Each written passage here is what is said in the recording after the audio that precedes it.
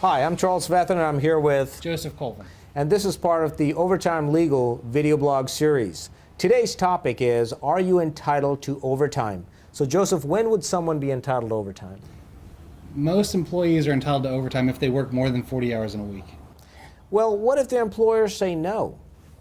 Well, oftentimes employers classify employees as exempt, and they say they're administrative employees or they're executive employees, and oftentimes it's not true. So are these some of the excuses employers give their employees for not paying overtime? Yes, and one of the more common excuses, oh, you're not entitled to overtime because you're being paid a salary. So wait a second, if you're paid a salary, are you entitled to overtime? It is a very good chance you could be entitled to overtime. Okay.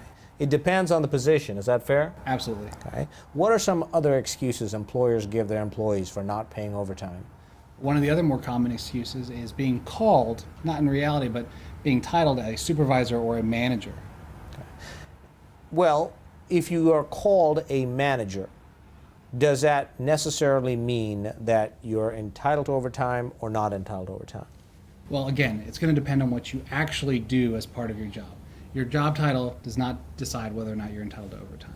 Okay, so what are some of the other excuses? We've talked about exempt employees, we've talked about supervisor/manager, we've talked about salaried employees who may be entitled to overtime. What are some other excuses? One of the most common ones is qualifying folks as independent contractors rather than employees, and saying that as such they're not entitled to overtime. Well, what's wrong with being an independent contractor? There's nothing wrong with being an independent contractor. However, most of the folks being called independent contractors are actually just employees and most likely entitled to overtime. And so if an employer classifies someone as an independent contractor, that employer doesn't have to pay that person withholding, and they actually save money by not paying those required withholding and taxes, correct? Yes, and overtime. And in reality, they're taking money out of their own employees' pockets and putting it in their own. Joseph, one more excuse we've been seeing lately, is that of the day rate employee. So explain to our friends what a day rate is. Sometimes you'll see employees who are paid on a work basis for a day. If they work 10 hours, if they work 4 hours, they get the same pay. Now, the problem is these employees, if they're working over 40 hours, aren't getting paid overtime. And the law provides for a method under which overtime needs to be calculated. So are day rate employees entitled to overtime? Yes. Okay. Now, a lot of our friends and a lot of our clients who come to us, they come to us and they say, I don't have copies of my time records.